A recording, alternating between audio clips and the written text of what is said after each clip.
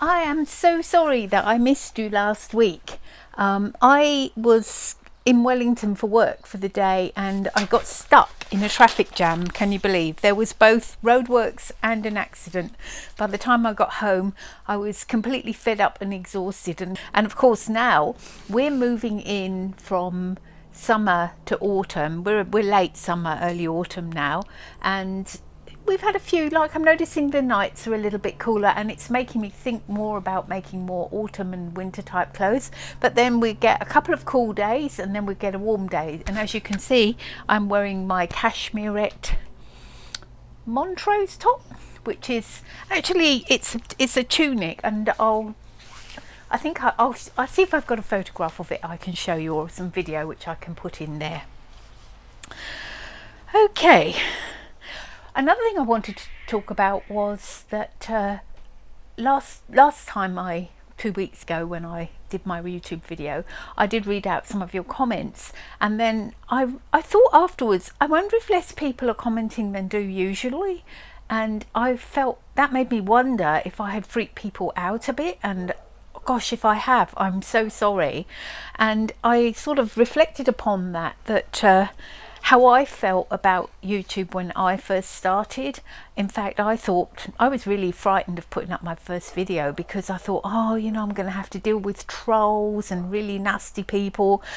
I can tell you that's not at all the case in the sewing community. Having said that, probably a troll wouldn't exactly be motivated to watch through an entire sewing video. But yeah, I do understand that people might feel uncomfortable, and reflecting on it, I'm sorry if I have upset anybody.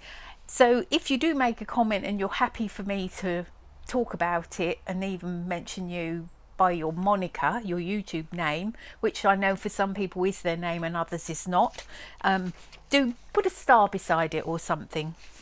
Oh, the other bit of feedback I got back was everybody told me don't dye the coat. And I thought, oh, you know, that reminds me of having a close friend who is like, Deb, that's just one step too far, don't do it, you'll ruin it. And I think you're dead right. So yeah, I agree. I think I'm going to do what people have suggested and add some brightly coloured accessories to make it look a little bit more interesting. So thank you for your feedback there. I really do read all of your comments and I really do enjoy your feedback and your input. So, you know, any aspect of my video, feel free to comment. So without further ado, I am going to cut into some of my little sewing doings during the week. You're going to see me wearing multiple different outfits and I hope you enjoy. I'll be back soon. Quick little fabric haul here to share with you. This little baggie I bought from Trade Me, which is New Zealand's answer to eBay. eBay wouldn't really work for us because the shipping and postage would be over the top for us, way too much. But we have this. It looks like halfway between a jersey and a ponte. It's quite stretchy.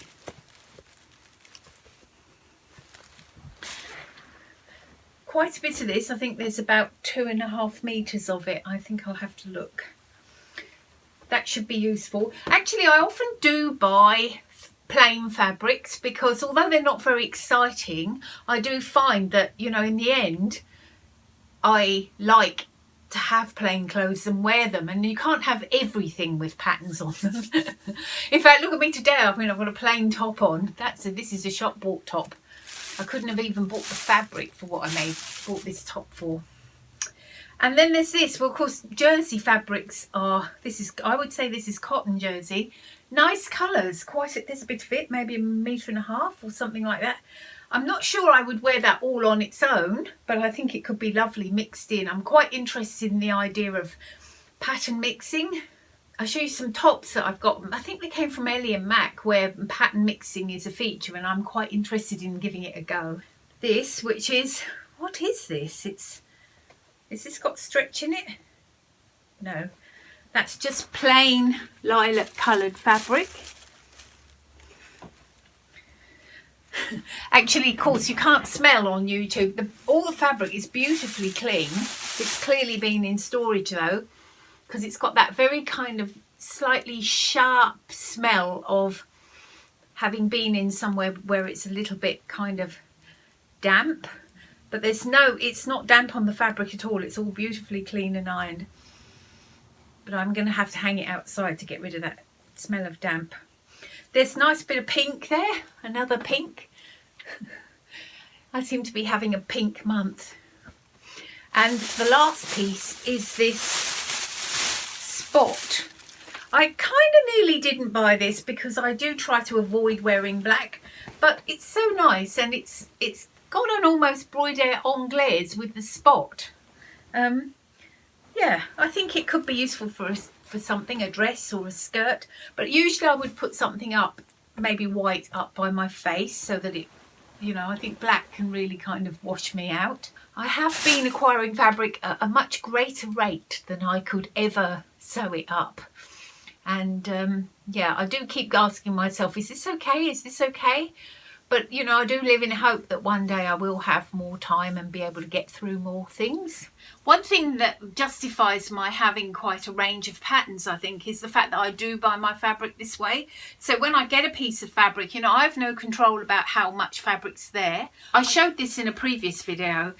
If I just show you, basically it's an old diary, and what I've done is I have printed out pictures of all of my patterns. There is a sort of classification system, but it's not great.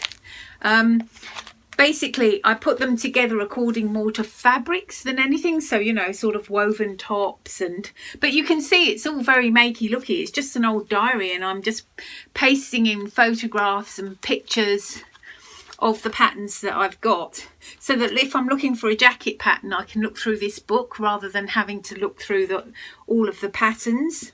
Yeah, and I've been doing quite well on keeping it updated, that when I buy a new pattern I print out a picture of it and for my book. That I find is a huge advantage, because then when I come upon a piece of fabric like this, I can actually look through the book and say, okay, what could I make with 1.5 meters of, you know, sort of a Ponte come jersey knit, and I find that really works for me. Then I've got this one, which is it's quite heavy. I think I've got quite a lot of this. Navy again. Yeah, but what I do like about it, it's fairly heavy, this is, but it's got a lovely drape. Yeah, would make a nice winter dress, I think. Have to see about that. And then we've got this, a lovely stretchy lace. Lovely colour. Doesn't look so good up against my jumper actually, but it's a lovely colour. But also with it came this, possibly the original owner had meant to make something, you know, an outfit out of that. That has no stretch and it's very heavy. I'm not sure what I'd make with it. Maybe trousers. Oh, maybe it does have a little bit of stretch. Very slight bit of stretch. But yeah, the two together I like very much. And of course pink. Anyway, so that's my little fabric haul. Thought you might be interested. Just a quick question before I put this fabric away. Here it is. Anyone know how you would get that smell out of the fabric? What I found is if you wash it and then hang it outside like for a couple of days, it will go. Some fabric seems to hold that smell, and it isn't really, as I say, the fabric's not damp at all, but it must have probably been stored somewhere that had something damp in it, maybe in a storage unit or something. And here, when you buy fabric, it often is like that because we don't have central heating in general in our houses. So, you know, if you've stored fabric in a back bedroom, then the atmosphere's been quite damp. I was just thinking, do you think bicarbonate of soda or something might do the trick? I'd appreciate your input in the comments if you've got any ideas. Thanks.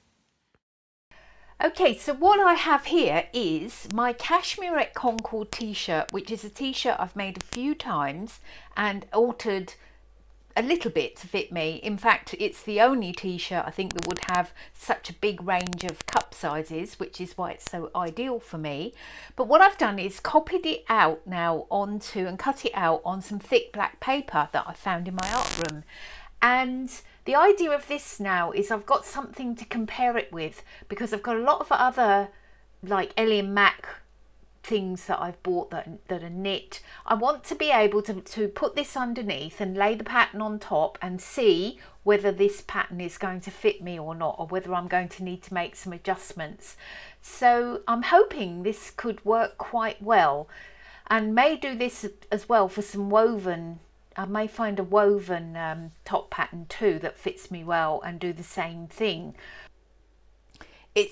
This Cashmere Concord t-shirt's been very useful because of the cup sizes, and I'll show you now. I actually even used it to make a little jacket just by making a cut at the front and used up some scraps that I've got.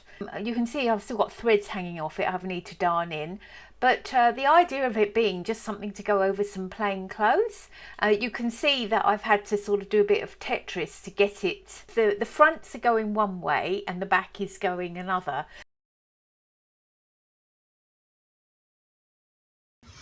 I have a couple of pieces of fabric that I bought yesterday, and I looked at this one and this one. It's a kind of nice jersey knit. It's got quite good stretch. I thought I could make a nice little winter top out of it. You'll bear in mind actually that you'll notice that we're not truly in autumn yet, but we're starting to get there, and we're having cooler nights and things, and it is making me think about winter and what I'm going to be making for the winter. So yeah, I thought this would make a good long sleeve winter top. I'm not sure if I've got enough because it's only 116 by 164. That probably isn't enough actually, but I'll do my best. And then when I brought this home, my husband said, "What's that?" And I bought this in the Hospice shop. Lovely piece of fabric. It's 1.6 meters by 3 meters, so hopefully enough to make a jacket. I just love it. It's almost, I don't know if you can see, it's almost like fur. But I'm thinking hooded jackets, sort of duffel style.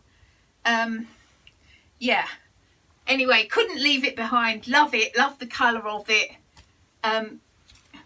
He's like, "Ooh, what do you think you're going to look like in that?" I said, "Oh, like a teddy bear." Oh, I just wanted to share with you, because you know I don't have sewing people to talk to about these things, and I think you will understand. Remember this piece of fabric that was in the haul? I've looked at it and looked at it, and I hung it out on the line for a couple of days, and it does smell much better. Very, very, very much better. I've just decided what to do with this, because 3/4 pants are what I wear to work in the summer. I wouldn't wear shorts. I'm not overly struck on skirts because I nearly always wear shorts under them anyway. I thought, you know, they would make great 3/4 pants. So I'm thinking maybe I might even try the duet trousers and give them a go. And this here, I thought, well, I don't know if I really want to wear this colour on my top half, blah, blah, blah. But then I just realised, same thing. I could make some 3/4 pants out of it. It's a sort of, I think you would call it Ponte. And this one, it would be the Sabrina Slims I've got. And I think I could make a 3/4 version of Sabrina Slims out of that. What do you think? Just hope it's sturdy enough. Because 3/4 pants, I've got 2 pairs of white and a pair of navy 3/4 pants, and that's it.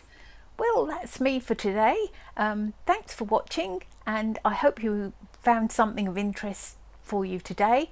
Please do let me know in the comments, and I'll see you again next week. Bye.